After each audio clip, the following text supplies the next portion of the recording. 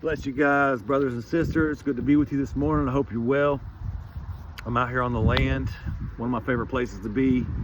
Taking a few minutes to just breathing in and think big picture. Been grinding a lot, in a real building phase right now, trying to set some things up for the future. And this will be my second testimony video of the year.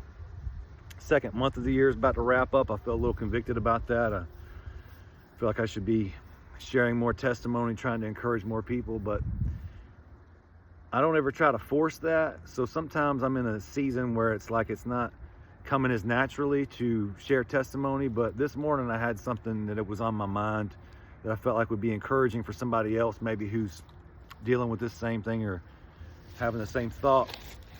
Maybe we can work through it together. So what I was thinking about is my goals and how faithful I am to my goals, and when and why I'm not faithful to my goals. So I write down my goals, my daily goals, weekly goals, monthly, into the year, into the multi-year, Some of us have multi-year goals that are pretty lofty, stuff that there's no logical reason why we should believe they would ever come to fruition apart from God's providence. If you have what you believe is a promise over your life that God has led you in something and He's told you He's gonna be faithful in that, then you have to trust that vision. I have those. Many of us do. But what about the days that you wake up and you just don't trust the vision? Because nothing seems to be lining up to support the fact that you're going to be at this end result one day, where right now it's like, how would I ever get to that? Well, looking within us, why is it that sometimes we're so faithful to the vision and other times we just can't see a way that it could ever happen? This morning, it occurred to me that a lot of us probably have two voices in our head. Maybe a bunch of voices when you add the culture and media and stuff like that in there. But what I'm referring to is the spirit and the flesh.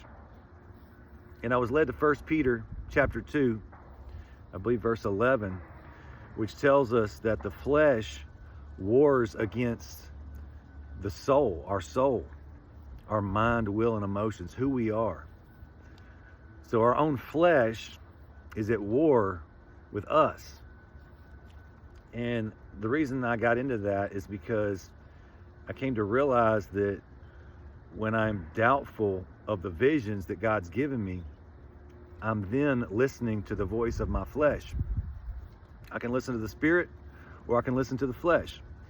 And if you're a spiritually discerning person, you probably already know all this, but maybe the way that I articulate it this morning as I'm discovering it will help you or kind of echo what you're already feeling. But as a man who leads a family and a household, you can find that you have a lot of people under your influence. It's important, it's impactful what you do and how you act, because other people are looking at you and they're learning.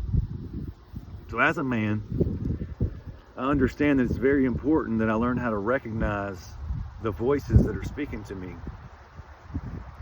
If I can recognize the voice of the flesh, then I can strike it down and tell myself that I need to be more faithful, get into prayer, get into the Word, get into the promises, start reminding myself of those promises God's given me, the multi-year long game promises.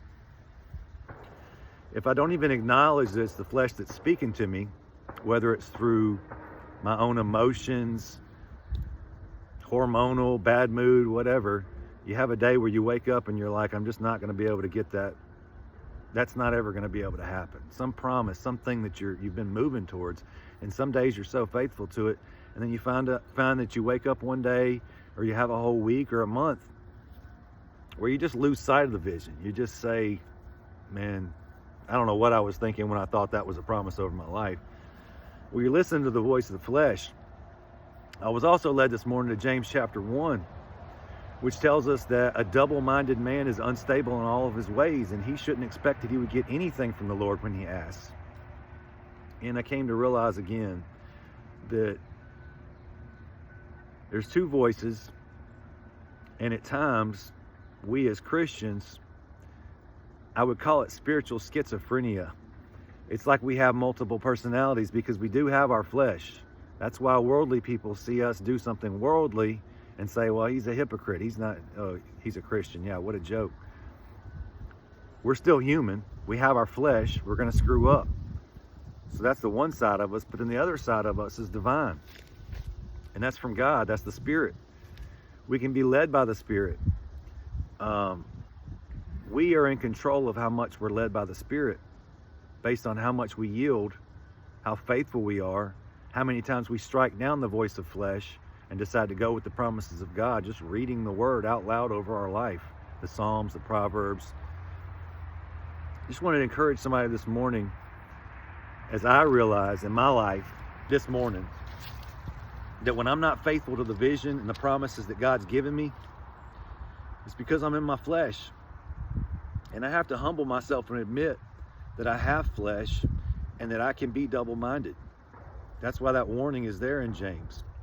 You know, the Word also says, as I share with brothers all the time, probably the most common verse that I share with them, says, though a righteous man falls 7 times, he rises again. The righteousness is in the rise. When you find that you're in your flesh and you're being double-minded, switch back. Get back in the Spirit. This is an admonition. This is an exhortation and encouragement for you today. The promises God has over your life, the enemy wants to steal them. He'll do it through your flesh. You got to learn to recognize the voice of the flesh. It's the me monster. It's what I want. It's what I'm scared of. It's what I'm worried about. That's your flesh. Listen to the Spirit today, guys. Let's get in the Word. Let's pray. Let's be led by the Spirit on all occasions. Bless you guys. I hope this is an encouragement. The Lord's faithful. Have a good day.